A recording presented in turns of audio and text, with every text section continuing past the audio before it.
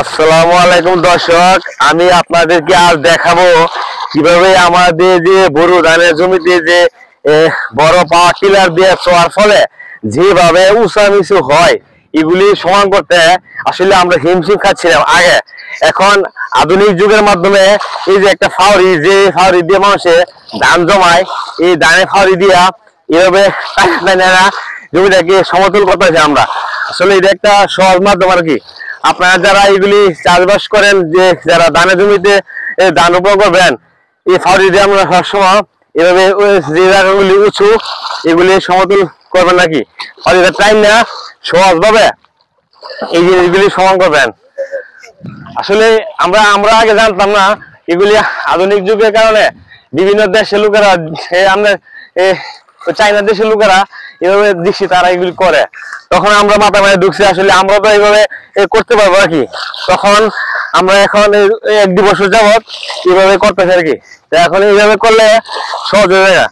যখন হাল চাষ শেষ হল সাথে সাথে করতে দেবো, তার না নইলে মাটিরা বয়ে যাবো আর কি। বয়ে গেলে যাবো আপনাদের এইগুলি আর সমান হতো না। এই জন্য আপনাদেরকে আমি দেখাতেছি এভাবে আপনারা আমাদেরকে সমান করবেন নাকি। যে যেখান থেকে চাষবাস করেন আমরা সবাই সমান করবেন, কারণ কৃষিকাজ আসলে একটা পরিশ্রম। যদি কিছু কৌশল জানা যায় তাহলে এগুলি সহজ করা যায় আর কি। এটা একটা ধানের ফাউরি, বুঝছেন, কাঠ দিয়ে বানাইছি, কেউ দিয়ে স্টিল দিয়ে লোহা দিয়ে বানায়, আমরা আসলে এটা কাঠ দিয়ে এবং বাসা আসার লাগাইছি।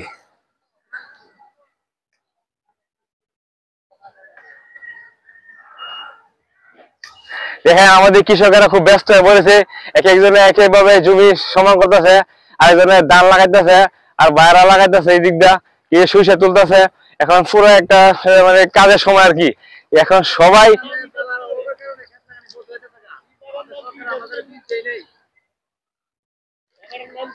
এটা হচ্ছে আমাদের রায়পুরা থানা মুসাফে ইউনিয়ন, তুলাতুলি গ্রাম, মেঘনা নদীর মানে পাশে আর কি।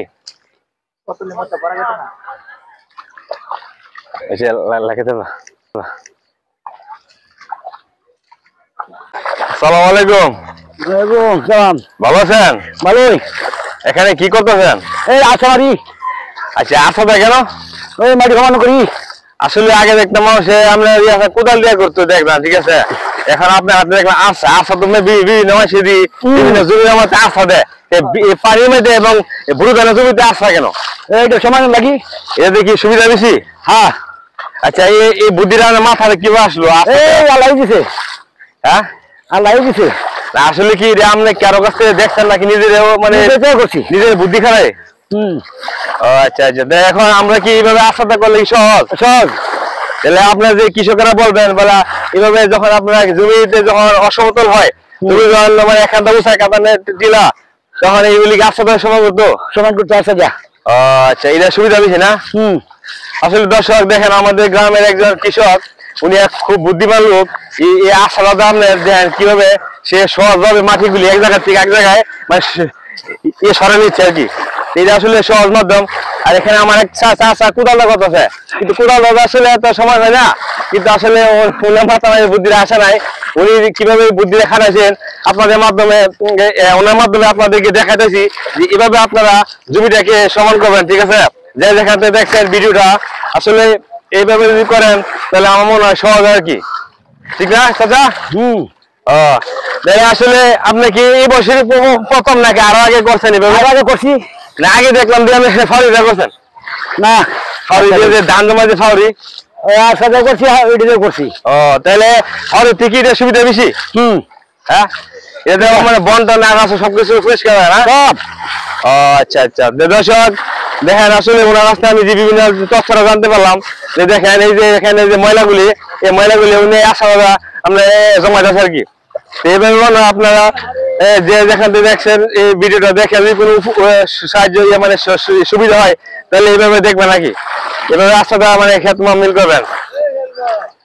এই যে এখন আমার ভাই দেখেন জমিটা মই দিতেছে, মই দিয়ে ঠিকভাবে ধরতেছে যাতে জমিটা সমতল জায়গা, জমিটাকে সমতল করে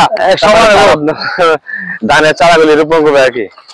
এই যে একজন ধরছে আশা দিয়ে যাতা, আরে জাঙ্গি ভাই টানতেছে।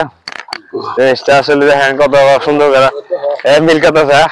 আর আমার চাষা দেয় কোদালটা করতেছে আগে মানে প্রাচীন যুগে যেভাবে মানুষ করতো সেভাবে এখন সে কোদালটা এগুলি মিল করতেছে ঠিক আছে। এখন আধুনিক যুগে যদি এভাবে পরিশ্রম করে কি চলবে? আসলে চলবে না। এই যে কত উঁচু হয়েছে দেখেন, মাটিটা কত উঁচু হয়েছে এখানে, উনি কোদালটা কি পরিশ্রম করতেছে আস্তে কম। আর উনি আসলে দেখেন এই আশা দিয়ে এই জমিতে 10 মিনিটের মধ্যে সমতল ফেলেছে। এখন আবার সে জমিটাকে মই দিতেছে, মই দিয়ে সমাল হয়ে যাবে তাড়াতাড়ি। মানে উনি আর আগে আছে, আগে উনি পরে যেতেছে।